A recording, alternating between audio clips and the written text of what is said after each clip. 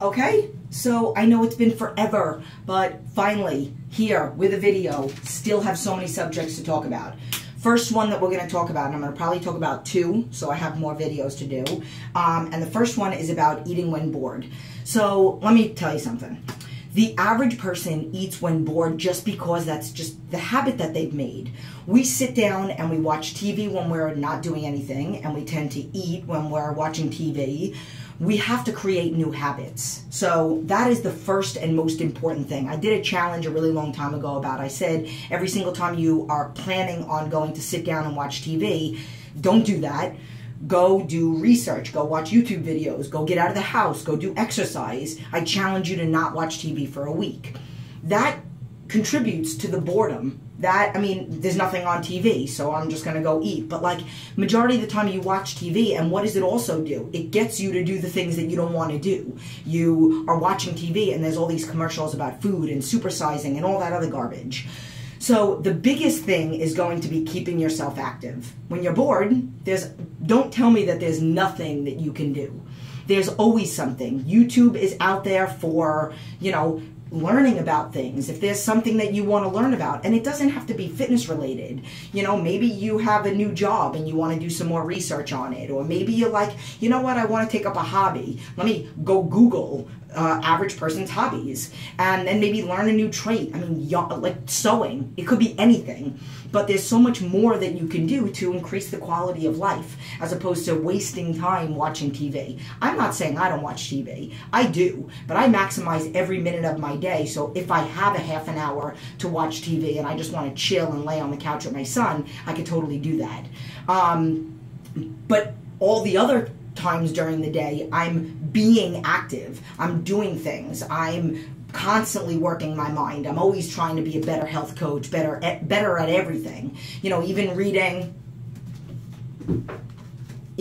a book on parenting. Like, literally, these are the things that we can all learn how to be something better and do something better. And then we just have to form different habits. So they say that it takes 21 days to form a habit, 6 months, 3 to 6 months to keep that habit.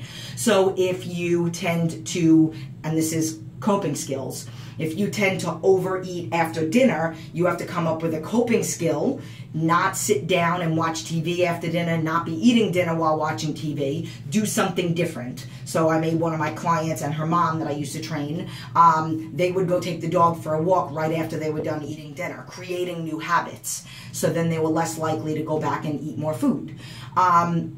So that is the big thing, is trying to keep yourself busy. That this way you can keep your mind off of food.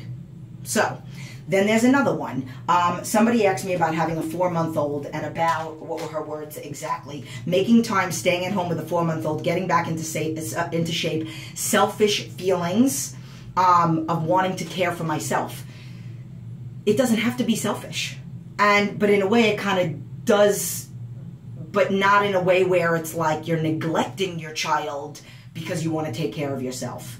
So my son doesn't ever feel like I don't have time for him. Yeah, I mean, for his birthday, I bought him these water balloon thingies that you attach to a hose and then whatever, and pretty much every single day for the past 3 days, because there's 3 buckets of him, I've been taking him outside and we go and we play or whatever.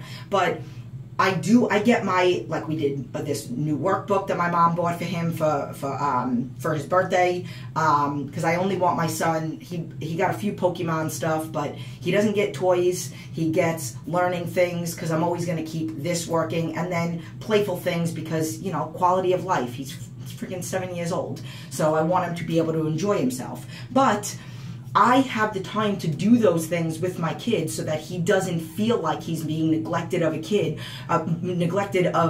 by his mom, because I make the time to do it when he's asleep. Like, I get up at 3 o'clock in the morning and I do my work for 2 hours and I get that part done. And then I get on the treadmill and I get off the treadmill at 6:05, 6:10, and the kid's walking downstairs 10 minutes later. He knows that I did the treadmill, but he didn't really even know that I did the treadmill because he was asleep. And then, you know, now that he's not in school, it's like, you know, I'll still get in my workout, and my husband will do something with him, and then I'll do something with him while my husband's at the gym, and then while I'm at the gym, and then we all do stuff together, and I have off 2 nights out of the week and on Saturdays. But for somebody that's staying home with their kid, it's like you can still get these things in. You just got to make a little bit of sacrifices. I know you're probably tired doing late night feedings and stuff like that, but get up, maybe get in a workout while the baby's sleeping, because I know they sleep a lot. Maybe get in a workout before the baby gets up. So maybe you do a little bit of cardio for 30 minutes right before the baby gets up, and then you do a little bit of a workout in your house. You don't even have to have a membership to a gym. You can go to Walmart, Craigslist, anywhere, eBay, and you could buy a bunch of dumbbells and tubes. My coaching program was designed for people that can't leave the house. It's for the busy working moms, or the busy stay-at-home dads, or for the, you know, executive people, or for the stay-at-home moms that can't leave their house and can't go join a gym. There's no machines are required to do that stuff to get into shape. You can do all this stuff at your house. But like I said, buy a couple dumbbells. Usually you can find them on Craigslist, like a whole rack of them. Or you can go to a Play It Again Sports, and they sometimes have stuff on sale. Walmart sometimes has stuff for $1 a pound. But you could do this. You could do it in your house. And it's going to make you a better mom. You're not being selfish by trying to be healthy and getting your workouts. You're being selfless, because you're going to be better at what you do when you get yourself healthy, active. You're going to live longer, so you can see your kid doing a million different things, getting married, having kids, and you being a grandma or grandpa. And I was talking more in the terms of a woman, because it was a woman that asked me that. Okay, there's another one that somebody wanted. Food prep. Okay, so this is going to be like the last one that I'm going to talk about, and I'm going to touch on something. Well, no, I'm not. I'm going to just pretty much mention this. I've talked about this a million times.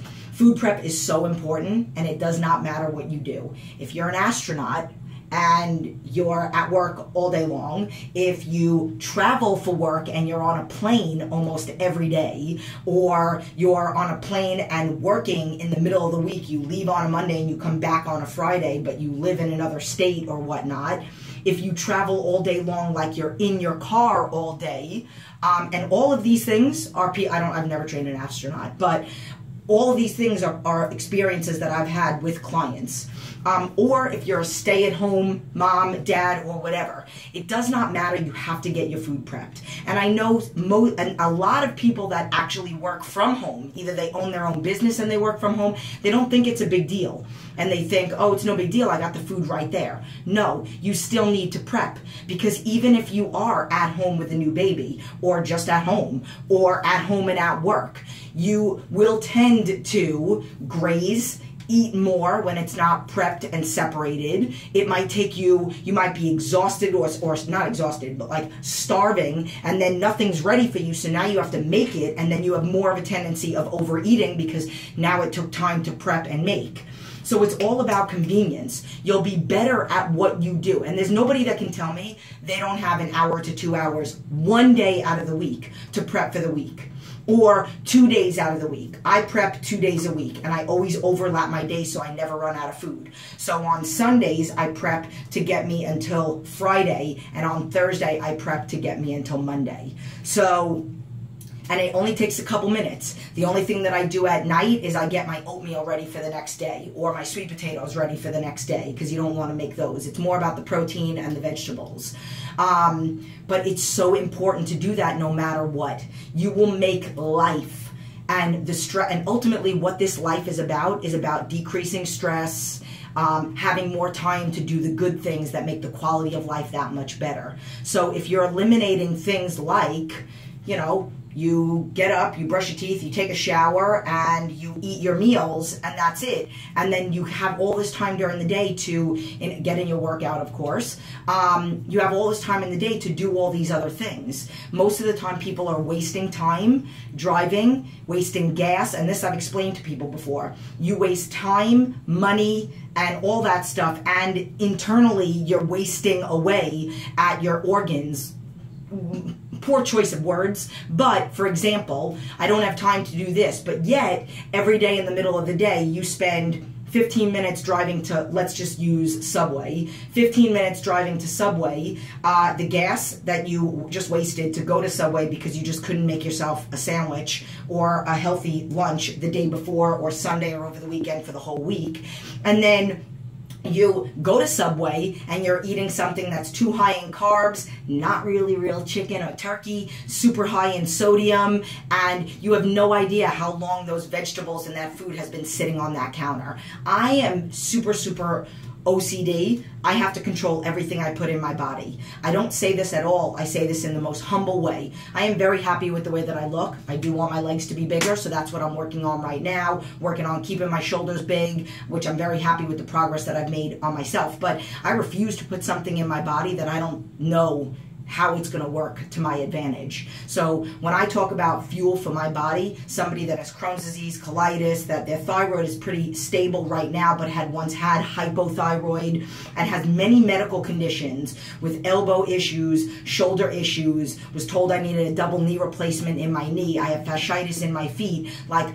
all these things, I have to put good things, good fuel, good nutrients, minerals, and all that, vitamins and all that other stuff in my body so that my body works the best that it possibly could. So I am sorry, but I am not going to be going to no Subway when I don't know, you know, how sanitized things were, and no, I'm controlling my own stuff. I can only control so much because obviously I have to buy this chicken and vegetables and all that other stuff, but I get everything as fresh as possible.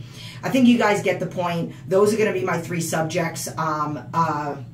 And my next one, I'm going to talk about stomach conditions. One of my clients had asked me to talk about that, and then there's a couple other ones. I briefly touched on flying and traveling and stuff like that, and I've done a couple videos, so you can go back into the channel and look at that. I've talked about traveling and vacation, and I think I just used the word vacation, but those videos can be used towards travel for work. So I hope you guys like this video. I am going to go take a shower and eat first.